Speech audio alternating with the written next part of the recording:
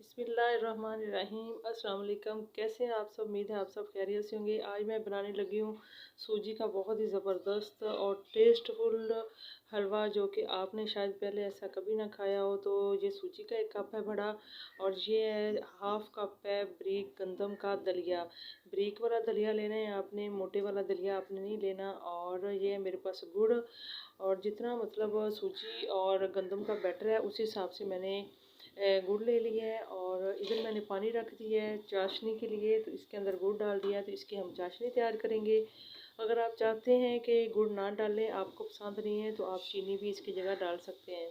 तो जनाब, हमारी जो चाशनी है वो उसको बॉयल आना शुरू हो गए हैं, और गुड़ की चाशनी बिल्कुल रेडी हो गई है। लेकिन इसको छानना बेहद ज़रूरी है, क्योंकि छानने से ये होता है कि इसके अंदर थोड़े बहुत कोई लम्स वगैरह रह जाते हैं, तो वो छाननी के अंदर आ जाए, वरना ये हमारा जो हलवा है वो ख़राब हो सकता है। तो ये देखें, इसके अंदर हल्का फुल्का सा जो छोटे छोटे से टुकड़े आए हैं, तो वो आपको नज़र आ रहे होंगे। तो उसी कढ़ाई के ऊपर मैंने चूल्हे के ऊपर रख दिया है, तो उसके अंदर डाल देंगे 1 कप जो सूजी का था, उसको इस तरह से भूनना है। और हाई फ्लेम पे नहीं भूनना, बल्कि मीडियम टू लो फ्लेम पे इसको भूनना है। और सूजी को भूनते वक्त तकरीबन 4 से 5 मिनट लग जाएंगे।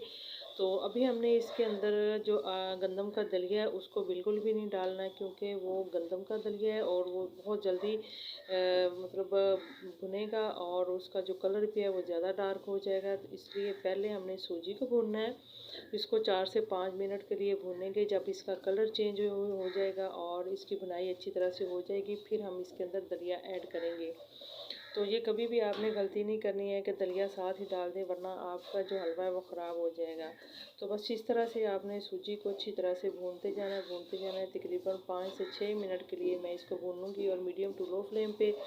तो और इसका जैसे जैसे कलर चेंज होता जा रहा है और इसकी जो खुशबू है वो भी आती जा रही है, तो जब इसका कलर चेंज हो जाएगा, फिर हम इसके अंदर गंदम का दलिया ऐड कर देंगे। तो जनाब, वीडियो को एंड तक देखिएगा, स्किप ना कीजिएगा। अगर आपको अच्छी लगी तो आप लाइक और सब्सक्राइब ज़रूर कर दिया करें, और नए देखने वाले जो हैं वो आगे भी शेयर कर दिया करें, और अच्छा सा कमेंट्स दे दिया करें।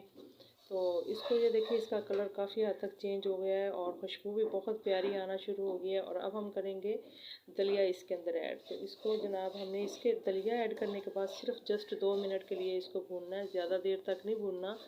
तो क्योंकि जो आटा होता है गंदम का या दलिया, वो बहुत जल्दी उसकी भुनाई हो जाती है, तो इसीलिए इसको सिर्फ 2 मिनट के लिए। तो ये देखिए, इसका कलर कितना प्यारा आ रहा है और ख़ूबसूरत सा कलर आ गया है। तो इसके अंदर हम डालेंगे देसी घी। तो तकरीबन 3 से 4 चम्मच देसी घी के हैं। अगर आपके पास मौजूद नहीं है तो आप ऐसे करें, ताज़ा घर की मलाई भी इसके अंदर डाल सकते हैं, तो या दूसरा फिर डालडा घी भी आप डाल सकते हैं, लेकिन मैं इसके अंदर देसी घी ऐड कर रही हूँ। तो अब इसको अच्छी तरह से हल कर लेंगे।